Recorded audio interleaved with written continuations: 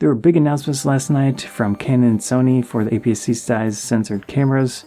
They have the M6 Mark II, the 90D, which is a standard DSLR, and then Sony, the A6600 and the A6100. I'm going to focus more on the mirrorless cameras. Of course, with YouTube videos, with YouTube creators, our job is to nitpick things, find little features that can make a big difference to some people, look at different use cases. So the goal isn't to be critical for the sake of being critical, it's just to find things to talk about, find things to improve efficiency for some people, make things higher quality when you can, different modes, different features, very specific things to improve the situation with your tools. Let's start with the M6 Mark II. It looks like a very nice camera, but it has one feature that I would personally need to consider it. So no 24 frames a second modes with any of the video. That is a feature I do want in a camera. I do a lot of photo and video. Of course, actually I spend a lot more time on the video side than the photo side. So for one video, I might spend 10-15 hours making the video and around 1-2 hours doing the photography side of it.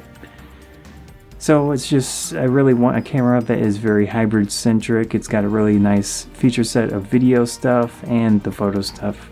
With the M50, they're very nice cameras. They do well in a lot of situations. I was on a photo outing recently that I'll be making a video on with people photos, cosplay photos, and the 32mm lens is amazing. It focuses well, it's consistent, it looks really nice. I like this lens a lot. But I did have some issues with adapting lenses, actually the EF 85mm. I've been posting that in the community tab a little bit. It's always a process. It's always learning new things, trying to improve your techniques and all that.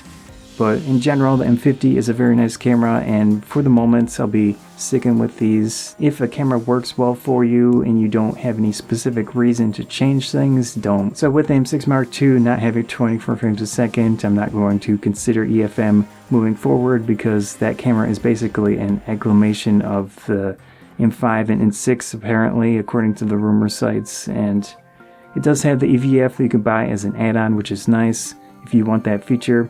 So for photographers that want kind of a camera that can be smaller when you want it, larger when you want it, and very fast, it has high frames per second, it has a burst raw mode for 30 frames or so, where when you press the shutter you get some frames before and after the capture, which is a very nice feature. If the M6 Mark II is something that appeals to you, definitely check it out and see if it will work for you with the specific features that it has. It doesn't have the shake reduction in the body yet. I think Canon will eventually put those in there. We'll see. Of course, the camera I am more interested in at the moment is the A6600. It has a lot of features that I would like on the video side, which again is a big draw for me for what I do and spend a lot of time on. With the A6600, it has their larger battery, so you're getting like 700 estimated shots per charge. A lot of video. That's a huge benefit for video stuff, is having larger batteries in the camera. You don't have to change them out as much. It's just very nice to have that. Of course, their cheaper cameras won't have that. The A6100 has the smaller battery. The A6400 has the smaller battery. So if I were to transition to Sony, I would really want to have two of the A6600 because I definitely need two cameras for what I do. I need one to take photos, one to film, and it's just how things work with the video side. But besides, the battery has the flip up screen, which is a very key feature for what I do again. Now, the flip up is fine in a lot of situations. There are actually some benefits to the standard flip with photo, which is nice. And flip up, of course, with the microphone, you have to deal with that. But Small Rig makes a little bracket for the A6400.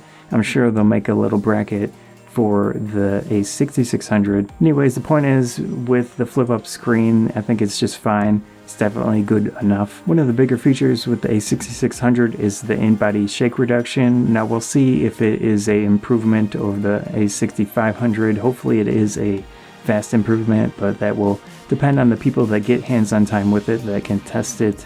Of course, I don't have access to it, so it's just how things go with small YouTubers, but it looks very, very appealing based on the specs. Of course, these cameras are not cheap.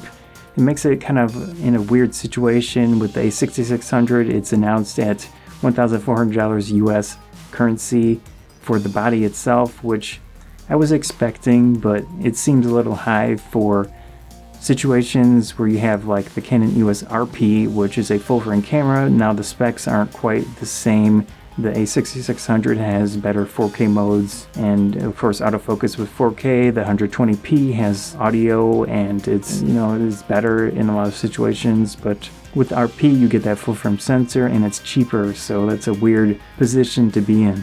I'm pretty fine with APS-C stuff right now, and maybe eventually I'm going to consider that 6600 for my personal use cases. The point of this video is really to focus on what things work for you. A lot of the stuff with the YouTube videos is finding those minute details, those small use cases where a small little difference in a control layout or a different system, the autofocus, can make a big difference in the end result, the quality of what you're doing, the efficiency of what you're doing. So that's one of the big reasons I do focus on gear, is because those small little things can make a big difference in the long run. It is interesting to see new gear releases. I do like looking at newer stuff, trying different tools, improving my efficiency, trying to make things higher quality when I can, and of course, I should be talking about audio a lot as well. I need to improve my audio situation in the future. Feel free to post in the comments about your opinion on these new releases, if you think it'll work for your specific use cases, what you do. Of course, with the photo side, I think both of them are just fine. Cameras have gotten so good lately that the deciding factor is getting your hands on the camera and trying it out in person.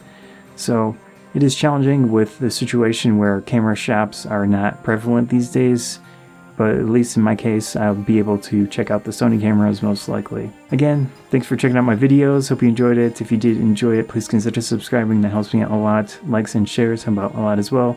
Thanks again. Scott from Banzai.